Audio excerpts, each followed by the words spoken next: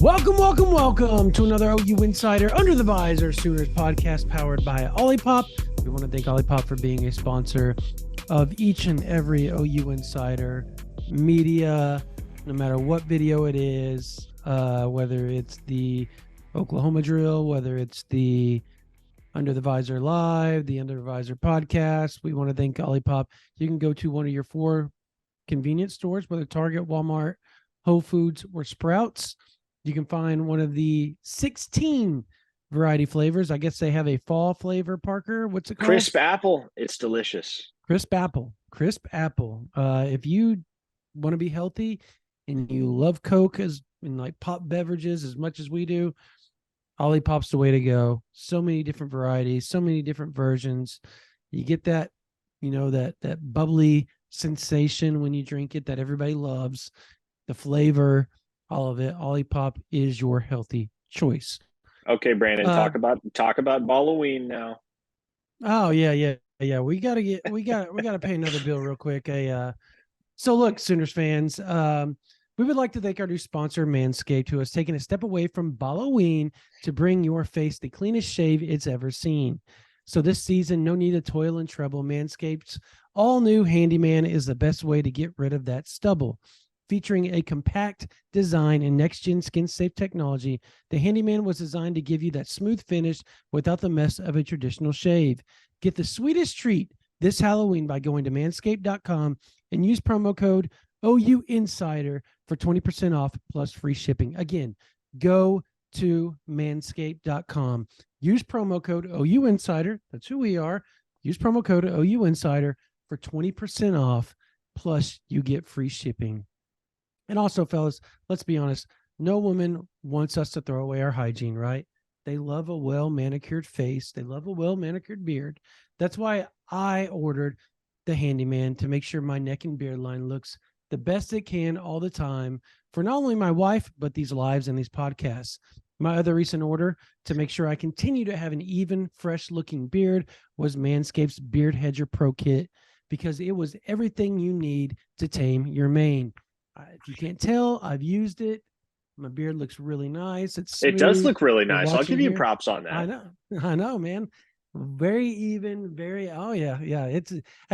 It's all about the Manscaped's Beard Hedger Pro Kit. It's a cordless trimmer that comes in 20 hair cutting lengths, all in one guard. That means no more clutter in your bathroom drawers. No more clutter of, I have this trimmer for this and I have this trimmer for that and I have this shaver for this and that. No. You go and you get Manscaped's Beard Hedger Pro Kit and you get all 20 links, whether you like a long beard, short beard, medium beard, stubble. It helps you. It makes it happen. When you add that to Manscaped's Handyman, all of it makes it fresh, makes it look clean. All you have to do is go to manscaped.com, type in the promo code OU Insider, get 20% off, and you get free shipping. No charge on the shipping. Again, manscaped.com, type in the promo code OU Insider, 20% off plus free shipping. For a look as sweet as candy, get yourself a Handyman from Manscaped. All right, there we go. Bills paid. Now we talk some football, folks. OU's on a bye week, though. But that doesn't mean news doesn't happen during the bye week, because it has. Obviously, there's some bad news that we will touch on with Andrew Anthony being out for the season. Tough break for the Sooners. Luckily, they have Nick Anderson to fill that void, among Jaden Gibson, Brennan Thompson, among others. But that's neither here nor there right now. We want to talk about Daniel Okunkumi, the 3-star #1 international player, just committed, offensive guard, just committed to the Oklahoma Sooners on the 12th of October. Parker, you had a great interview with him. He is a fantastic human being, fantastic interview, fantastic just overall. Like, this dude has leader written all over him. Plus, everybody's going to listen. When somebody with that accent starts talking in the South, everybody's like, whoa. Royalty is speaking. Let us listen. Let us listen. Shoot, man. obviously, people are going to listen to this. They're going to be thinking, OU insider. Of course, these guys want every recruit to commit to OU. Look, we don't care where these kids end up. At the end of the day, it's No. no skin off our noses. But I will say this from a strictly business standpoint, Oklahoma is the perfect place for Daniel Akinkunmi because Oh yeah. the NIL earnings potential is going to be off the charts for him when he gets to Norman because he is so gregarious, so outgoing, so personable. He's got team captain written all over his makeup. And then you throw in the fact that he's got the Mattress King. Mattress King. Can you think about all the possibilities with Mattress King in that accent? Mattress King. oh, I see where I you're going. lost you. Okay. Yeah, Yeah, yeah, yeah, yeah, yeah. yeah, yeah. Okay, I'm tracking now. Possibilities. But Possibilities. yeah, no, look, this kid has every covetable quality you could want in an offensive tackle. And I think it says a lot about him that the Sooners could have offered any one of a number of prospects, up and comers, fast risers at the offensive line position in the central time zone. And not only did they go outside the central time zone, Brandon, they went all the way across the pond, 4,500 miles to the UK for this kid. 6'5", 310 pounds. And again, you talk about the intangibles. He's got him, man. I love what Oklahoma is getting in this young man. And I have no doubt that if nothing else, he's going to be a fan favorite when he gets to Norman. He's one of those dudes that, first off, I expect him to have an excellent career in the Crimson and Cream. And he's driven to have an excellent career in the Crimson and Cream. But he's almost like a General Booty in the sense that he doesn't even need to be a stud on the field at Oklahoma to be a local legend. Mm. No, he doesn't. Just a lot of potential there. And when you hear him speak and talk, and you know his backstory, the stuff about having to, take the train and bringing his microwave with him and doing all those different things that he did to make it work and to make sure he stayed on top of his nutrition, they stayed on top of everything that he could do to fulfill that dream from across the pond to come over here and play college football. And not just college football, but the NFL. And I think you can look at guys like the leaders over at that NFL Academy. I mean, there's a plethora of individuals that go overseas, whether Germany, whether England, whether France, Italy, and they find these guys that have the build, have the makeup, and say, you know what? Yeah, rugby wasn't for you. Soccer or European football wasn't for you. But how about try this American football thing? See if you like it. If you do, let's see if we can't go get you an American college education, which most people do consider the American colleges to be kind of the upper echelon just because of the cost, the teachers, everything. They all come over here because of the pay. I mean, the pay, unfortunately, and this is totally bouncing elsewhere, but the pay K through 12 isn't great. But once you become a professor, but in big colleges, like big universities, pay starts to get a little better when you have tenure and all that type of stuff. So that's why the universities in America are a little different. And obviously there's great Cambridge, all that stuff overseas. But this dude wants to play some football. And this is the place to go do it. The fact that Coach Bedenbaugh, once again, I want people to understand, like, you look at Coach Bedenbaugh's success and everything that he's had as far as upper echelon guys that have made it and been elite in the NFL, never been a 5-star. Never a 5-star has been really successful underneath him. But these mid-range 4-star, these top 150 guys, top 200 guys back tend to be very successful because he evaluates. He is a great evaluator. And he finds the guys that fit his system, guys that want to work. And you can see Akinkunmi wants to put in the work. Like I said on the radio with you today, Parker, I think there's going to be an adjustment period, and I want people to understand that. The difference between what they do over there in the NFL Academy and what Jerry Schmidt's going to ask of him and Brent Venables is going to ask of him is a massive leap in intensity. So don't expect the dude to come in here and look, leave it up to him to prove us wrong, but we're not expecting him to come in and just play right away. Now, year 2 on, absolutely, because I think he'll be used to the intensity. He's already has a huge upside, just super raw.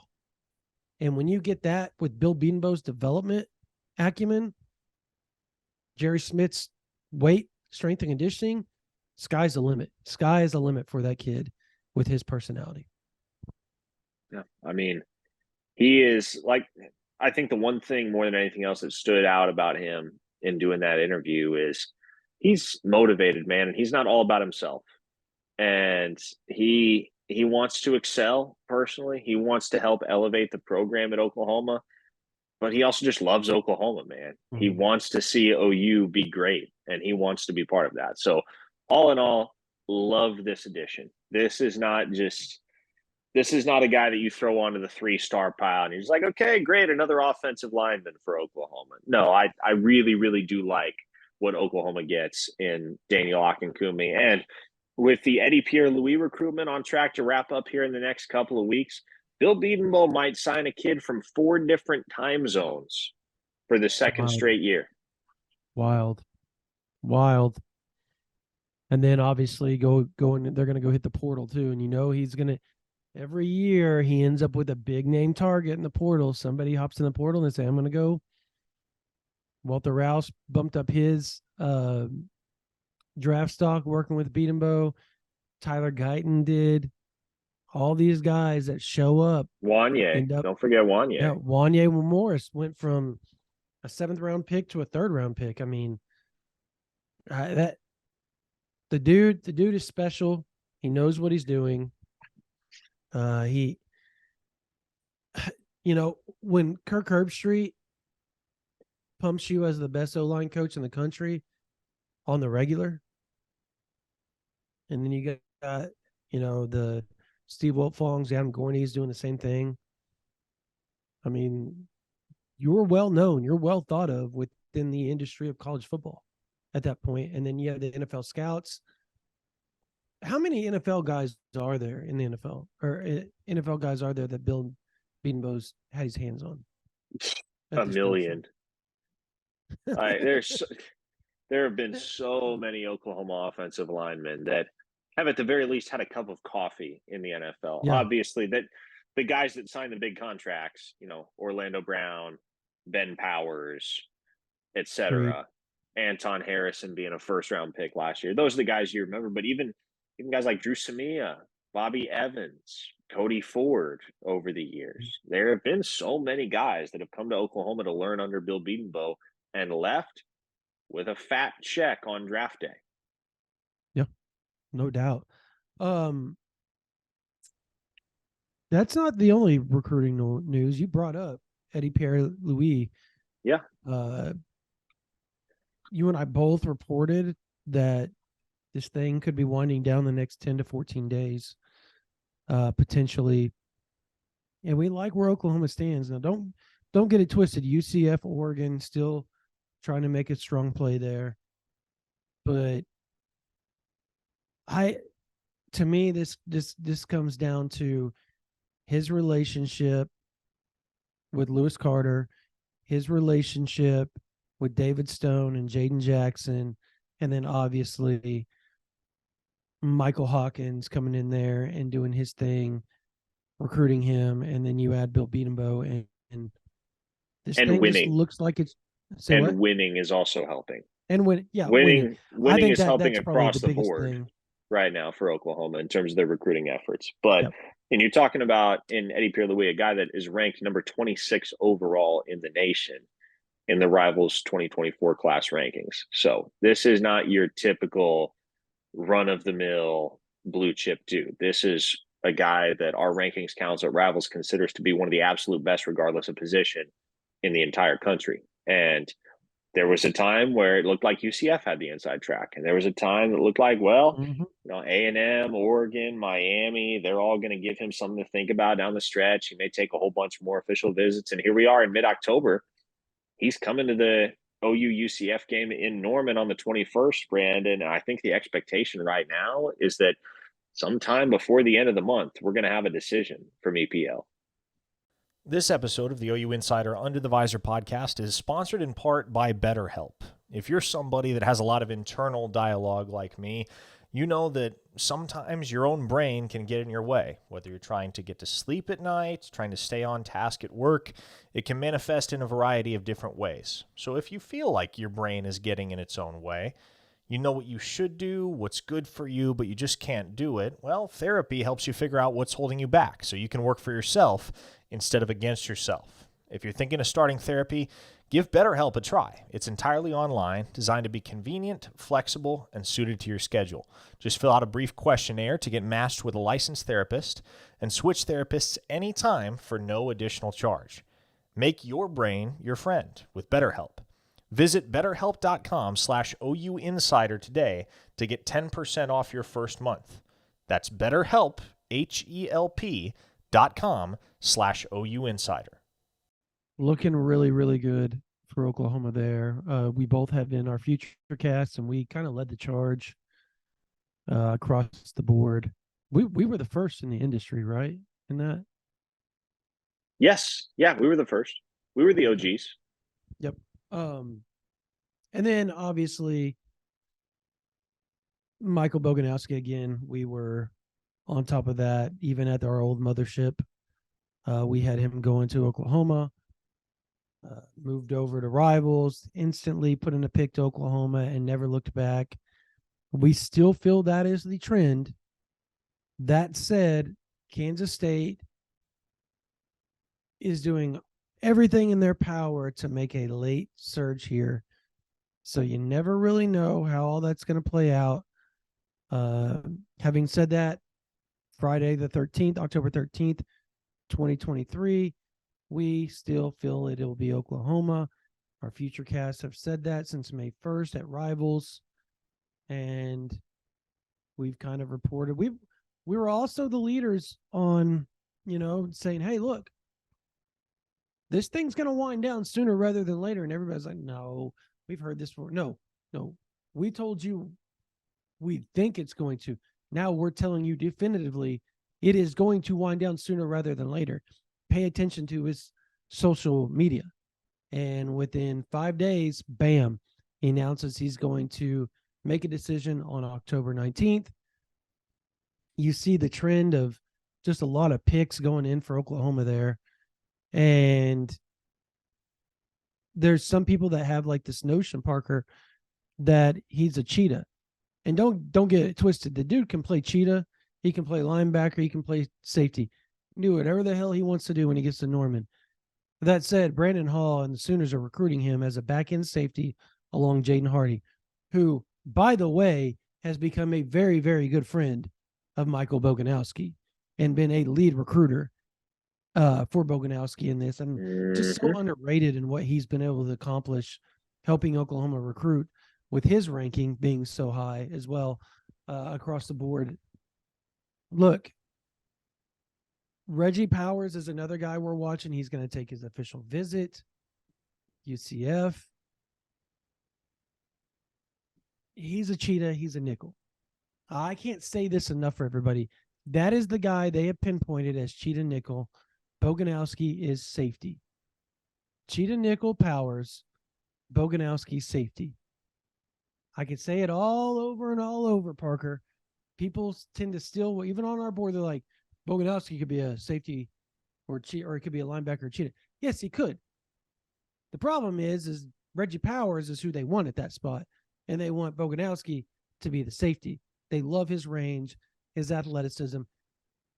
Kind of the same deal as it was last year with Makari Vickers, wasn't it? Because we said, you're recruiting him as a corner. They want him at corner. They want him at corner. And we would constantly get replies from folks who'd be like, well, he's listed as a safety. He plays a lot of safety in high school. Why wouldn't Like, don't you think he could be a safety at Oklahoma? Yeah, obviously a guy like Makari Vickers could, but the plan that Oklahoma had for Makari Vickers was that he was going to come in and play cornerback. And that's what he has done to this point. And similarly with Boganowski, the plan is for that guy to get to Norman and play safety. Yeah, and the other thing is when you look at Boganowski, if he wasn't in Kansas, this dude would be a top 50 overall player in the country. I'm going to die on that hill. Have you watched his junior and senior film? It is. Yes, his film is excellent. I've been up there to watch him in person. He's a machine. Yeah, no question about it.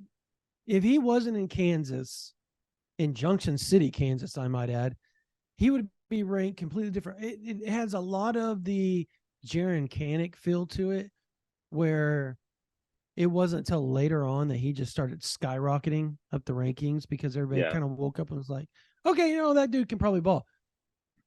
You switch Jonah Hill. If you want to do that, that's fine. Jonah Williams. If you switch Jonah Williams and Boganowski, by the way, mirror images as far as just their look, their frame, the way they play. Yeah. Very similar. And you have exactly what I feel like they would get similar rankings at same places. And it has a lot to do with location.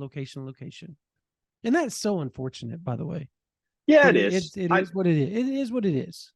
It is what it is. Now, I think if Boganowski were playing in a bigger market, I think he'd be top 150. I don't know if I would go as high as top 50, because I think the one thing we see with Jonah Williams that we just don't really have a gauge on with Boganowski because he plays linebacker in high school is Jonah Williams is freakishly good in coverage. And Boganowski just doesn't get the opportunity to cover a whole heck of a lot. So I think he would have a ceiling to me, regardless of where he played, just because we only on Friday nights really get to see him in that linebacker capacity on a regular basis. But no doubt about it, man, he flies to the ball and gets sideline to sideline as well as anybody in this 2024 cycle. I mean, I went up there for their season opener against Jaron Canick's old team, Hayes High School. He had 21 tackles that night. Brandon, he was in on every single defensive play, it felt like. Even if he wasn't officially credited with the tackle, man, he was there. So, yeah, he is an absolute machine on the defensive side of the ball. And when you think about OU safeties that have been tackling machines in the past, Delarian Turner-Yell is always a guy that comes to mind. And he was kind of undersized, but you knew when he was on the field, you almost had an extra linebacker at run support because of the way that he could come downhill and be an enforcer. And I think you have the same potential with Boganowski. He's going to be able to play safety at a high level, but especially against the run, man, especially when he becomes the eighth man in the box, it's going to be a real daunting task for opponents to run the ball against that Sooner front seven when you factor in Boganowski coming down. Yeah, you know who he kind of reminds me of, the way he just is reckless with his body, is Brandon Everidge. Very much. And Brandon Everidge was a longer safety, just like Boganowski. By the way, I should have said this when I called Jonah Williams, Jonah Hill. Jonah Williams is super bad, by the way. He's a super bad dude. So, did you get the joke? I got the joke. Yeah. We all got the joke. You know what, Parker? You're a tough crowd. You're a tough crowd. All right. This episode of the OU Insider Under the Visor podcast is sponsored in part by Calder Lab. Calder Lab knows the skincare world is heavily female-driven and has long been the wild west for men. That's why they're making the solution simple, starting with the regimen. The regimen includes 3 products: the Clean Slate, the Base Layer, and the Good. The Clean Slate starts and ends your day. This face wash leaves all skin types refreshed. The Base Layer is your daily moisturizer to hydrate your skin and jumpstart your day full of confidence. And the Good is your go-to multifunctional serum at night that helps your skin look tighter and smoother and helps reduce the visibility of wrinkles and fine lines. Every drop of this serum is packed with 3.4 million antioxidant units protecting your skin. Caldera Lab is the leader in So, men's skincare made and only with caught the top-tier game-winning ingredients. pass in And that- clinical that trials have spot found 94% of against men's skin Texas. showed So an I overall think- younger-looking appearance after using Caldera Yeah, Lab yeah, for hate just to a say few this, weeks. but it feels 1 like minute Oklahoma's morning and gonna night be is all it right takes to at that reduce your spot. wrinkles, fine lines, and signs of aging. Especially so join when over you have Brennan 100,000 Thompson men coming who trust along, you can Caldera Lab throw, skincare products. Use you know, code Pet OU Away out Insider there if you at need calderalab.com to. You've and get got 20% off your Yeah. first that can go purchase. make plays for you. And I just think we kind of talked about it in the post-game podcast, but I don't know if there is an exact plug-and-play replacement for Andrell Anthony. Nick Anderson is probably Right. the closest thing you have to it. But this certainly opens up a window for a guy like Brennan Thompson to get some additional playing time, because you're going to need somebody to stretch the field. That was one thing Andrell Anthony was really, really good at. Now, again, a guy like Brennan Thompson can't give you the ability to stretch the field and go win 50-50 balls against physically imposing defensive backs, because he's only 5'10". Andrell Anthony's 6'2". So you're giving up some size, and you gotta, to borrow a phrase from Moneyball, you kind of got to recreate him in the aggregate going forward.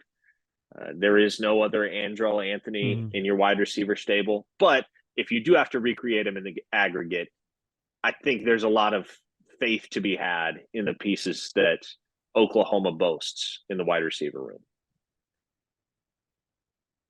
Yeah, absolutely. It may be recreate by committee, but I think more so than anything else, you're probably going to lean on Nick Anderson more than you are anybody else at this juncture. And he's been a proven commodity up to this point through 6 games. And you got to kind of hope that continues to be the case. You would think his confidence after Saturday would be even bigger than it was going into the game. And what was he, the third leading receiver at that point? And he had the least amount of receptions. He just made big play after big play after big play after big play when given the chance. So now he's going to have to be consistent. He's going to get a lot more snaps. He's going to get a lot more targets.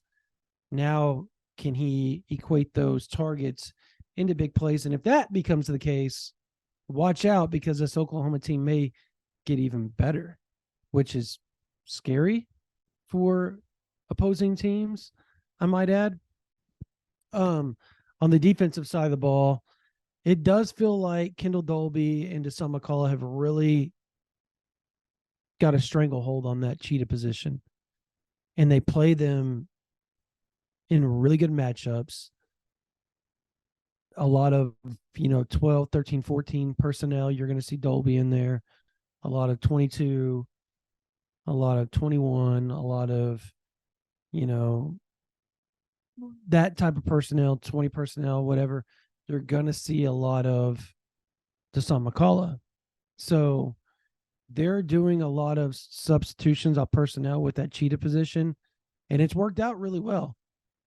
Both have really shined when given opportunities to make big plays, particularly next to the goal line. You got Dolby with the interception. Obviously, Billy Bowman made it early in the game. He's the one that, made the big hit to cause that ball to flutter up in the air and Dolby to be able to intercept it. And then you have Deshaun McCullough on that 4th down stand, not making 1, 2, but 3 big plays on that stand and being a part of a series of downs defensively that will live in Sooner lore for a long, long time. Yes. Sorry. What did you want me to tack on there? I just, maybe their play. I don't know. Talk about their play. I don't know. Oh, man. There was a it's statement, I know, but yeah. Heading into the bye week, man, it's just, I think it's going to be the temptation for us to look at this roster and look at their performance through 6 games and look at the history, the recent past, what we've come to expect with Oklahoma football, and figure, okay, well, there's a letdown coming, especially once they have the opportunity to kind of start coasting mentally after an emotional victory headed into a bye week. But so many players and coaches have repeatedly shut that notion down in the conversations that we've had the chance to have with him, Brandon. He said, no, look, we understand that. And I think Brent Venables said it the best. Shocker, I know. He said, no, he's giving out trophies for being 6-0. Right? There are 12 other football teams in college football right now that are 6-0. So Oklahoma's not in a league of their own. And these guys, I think, especially with last year in the rearview mirror, understand that as well as anybody. There's still work to be done. And you got to keep the nose to the grindstone. And you got to continue to put the heat on the opposition, start to finish in the 2023 season. So I'm honestly not that worried about a letdown coming for this team. I also think it very much helps that you've got a matchup coming up with UCF on October 21st that your starting quarterback has probably had circled for quite a while.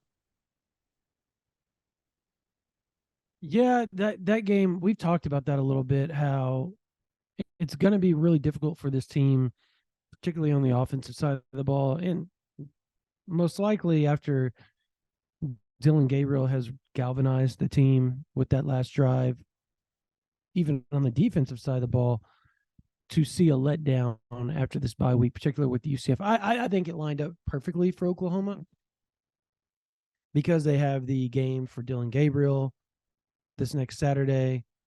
Then you go to Kansas, who most likely will be a top 20 team at that point. And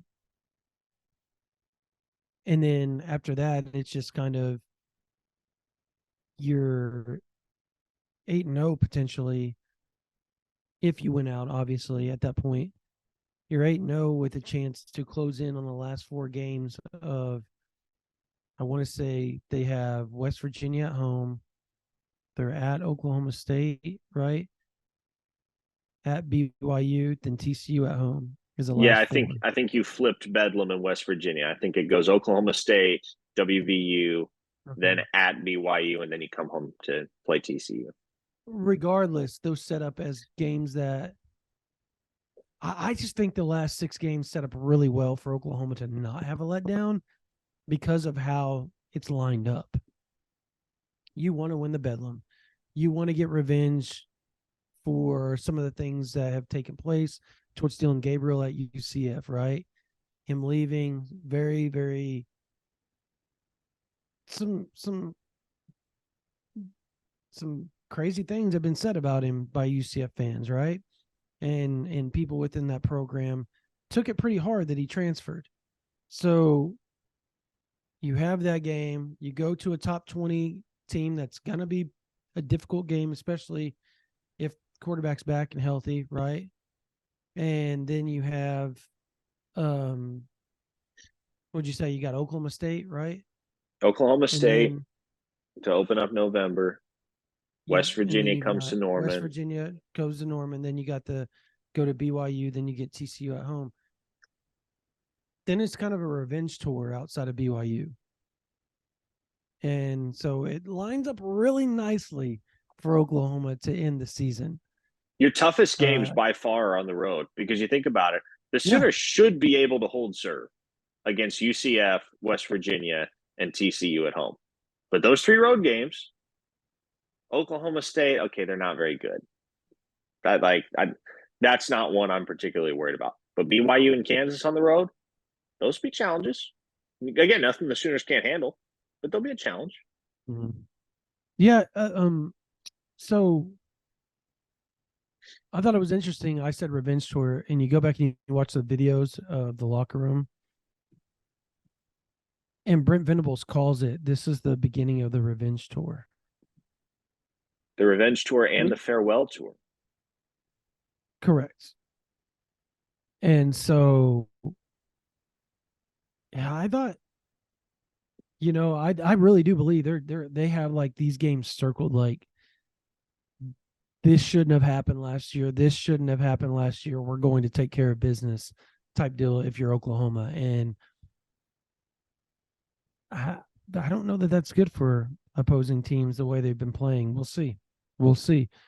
This week in college football, though, there are some games that ultimately will be of interest if you're an Oklahoma Sooners fan or just an Oklahoma Sooner, period, on the football team, particularly with some of the games that could come into play and obviously cost Oklahoma a position. You need some people to lose. You need, obviously you're in a good spot as long as you went out to make the playoffs, but Oh yeah, Sooners control their own destiny, no question yeah, about that. but to make sure that your seeding, if you went out, is the best it can be. There's some interesting games, I think, at least moving forward.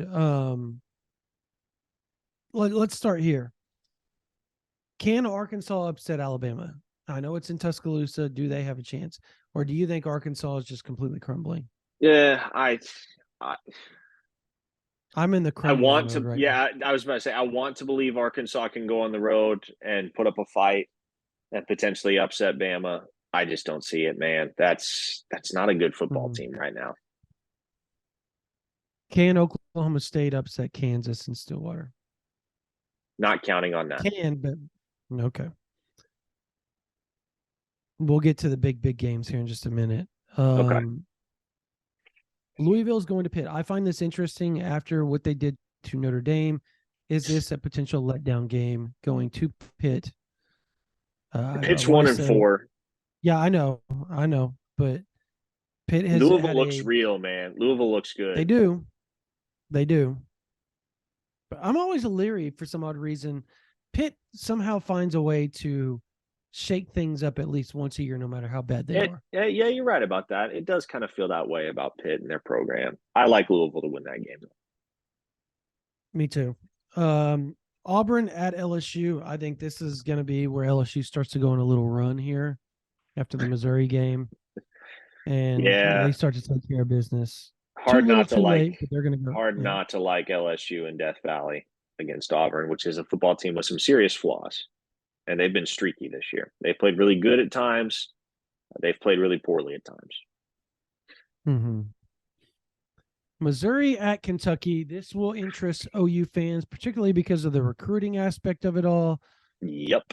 Obviously, Missouri has Williams Nwaneri committed to them, the 5-star and number 1 overall player at the defensive end position.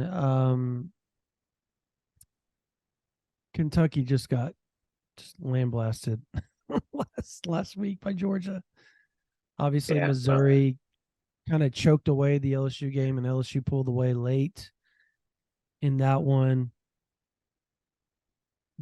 Are you with me in thinking, and this isn't because I really care or anything like that, but it does feel like this is the beginning of a rough road for the Tigers?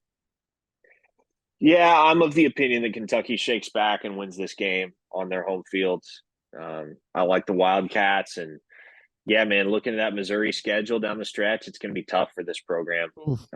And there's some games that are They're manageable. good, Like by the way. yeah, they're pretty I good. think they're a good Luther team. I Burden's think a they're a good stud. team. There's no doubt about that. Luther Burden is a stud. That's a bad man. Yep. That's But I'm not as confident as I was that this was a win for Kentucky after the Georgia game. I'm a little bit. I got some trepidation there, bro. Like I am leery on this one. I am not confident. I'm picking the Wildcats just because I think their run game will rebound. But man, oh man, can they stop the Missouri offense? Is going to be the other question. yeah, well, and Because if you can't stop, yeah, Missouri has to they got to do something like whether or not they win, they got to give themselves something to build off because the rest of the way, they closed the season with Arkansas on the road, which is a winnable game. But between now and then, Brandon, check this out: South Carolina, number 1 Georgia on the road, Tennessee, and Florida. Those are actually all kind of winnable games at this point, I think. Georgia, absolutely not. Tennessee, No, also that's probably that one. No, you don't think Tennessee is? no. Okay, I got you. I just feel like Tennessee has been not they aren't as good as I thought they were. Now I do think they're going to win this weekend, but I was kind of shocked. All right, Miami and North Carolina. Miami. Ooh, Miami. Golly, man, Miami that would be might have 5-0 been one of right the now. biggest blunders I've ever seen in And my there's life. no How you don't kneel? qualifiers. There's no nuance to be had there. Like, if Tyler Van Dyke just takes a knee on that play, the game ends. They don't have to snap it again. And Miami is 5-0. Yep. So yeah, that loss And now last they week to get Georgia Tech. undefeated North Carolina. Yeah, give me the Tar Heels in that football game. I think things are about to come unglued for Miami. I feel like last weekend was the day I'm breaking, because even after fumbling that ball away, the opponent still had, like, Georgia Tech had to go 70 yards in 26 seconds with no timeouts. So even after fumbling that ball away, it was nearly impossible for Miami to lose that game, at least in regulation. And yet they did so. Mm-hmm. Drake May is about to have himself a night. Yeah. I feel it. I feel it. I feel it. UCLA at Oregon State. This one intrigues me on multiple levels because I think both teams are Pac-12 sleepers. Oregon State 5-1, UCLA 4-1. It really feels like Dante Moore is starting to get going. The game's starting to slow down for him. And I think that could be I got UCLA, but I am far from like super confident in that pick. I just think I watched Dante Moore at the Elite 11 and I've seen his film. That dude is special. Yeah. He is special. I like Oregon State on their home field. Ooh. Okay. Yeah, we had another one of these games. I can't remember which game it was a few weeks back that we picked, and I think you and Trav both took whoever it was that Oregon State was playing. But I ended up picking Oregon State, and I'm going to pick them again here because Jonathan Smith, what he has done with that program is tremendous. That's a hard place to win, at least consistently. You can argue that over the course of the 20th century, there was not a worse football program in what we now know today as the Power Five than Oregon State. That's a hard place to win, and he's done it, and he continues to do it. All right. All right, real quickly, USC at Notre Dame, the weather is going to be just shoddy as all get out there, which to me Caleb Williams is the best player in college football. He is. He's the best player in college football. Yeah. I know that hurts OU fans to hear us say. He might be the best quarterback in the last decade in college football. USC probably has 2, maybe 3 wins at most right now without him. They are who they are because of Caleb Williams. That's a fun game to play. How many football games has USC won in the Mule Shoe era without Caleb Williams? I think they win. They win some, but I just can't imagine them being. They are not a contender without Caleb Williams. That is a verifiable, undisputable fact. Am I wrong? No, you're not wrong. And they've beaten one team all year that has more than one win right now, I think is the statistic. So they're 0-6 against the spread. 0-6. Let's play a game real quick.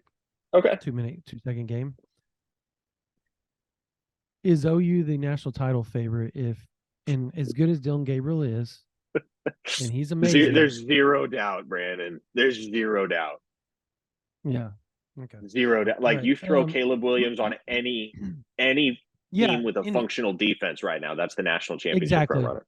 Exactly. And that's kind of what I was about to get at, was like, but you could say that about anybody in the top 5 that has a defense. So Yeah. That's unfortunate for him, man. That it hurts to watch that happen because obviously he's a good kid and he plays so hard and he's such an elite competitor. To watch it just be squandered and him have to just find something deep down each game just to help his team win is just it's insane. It's insanity to me.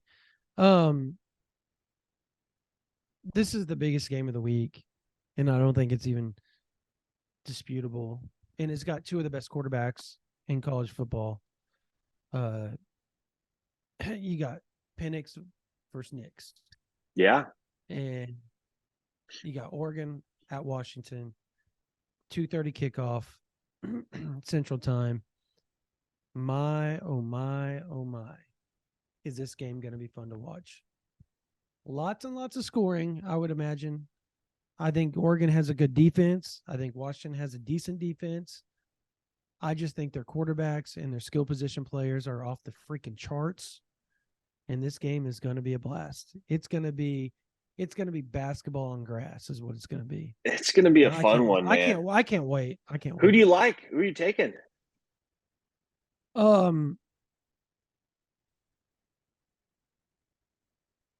think Oregon has the better defense. I'm going to go Oregon. I think this is a prove it game for Washington. I like Washington. I agree. No, well, yes. Sorry. Gonna... Yeah, obviously it is a prove it game, but I mean in the sense that I think they're going to prove it. Oh. I think this becomes the game where the rest of the nation realizes, oh shoot, Washington is actually good. No, I think they're great. I just think Oregon is a potential playoff team. You know what's wild to think about? You know who was the last Pac-12 team to make the college football playoff? Washington. It was Washington. 2017. Coach Peterson. Yep. Coach Peterson. Yeah, he was a heck of a coach, and he had that program rolling. They took a little dip real quick, and then right back up they went.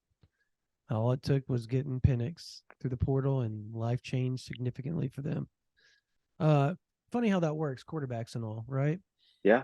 Like most important position on the field. 49-0 without Dylan Gabriel, 34-30 Oklahoma with Dylan Gabriel. Yeah. And we said it last year, Parker.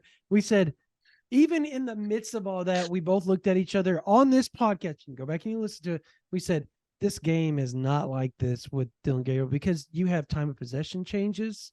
Oh, yeah. They don't have a chance to make the big plays that they had. Oklahoma goes down and scores on several of those.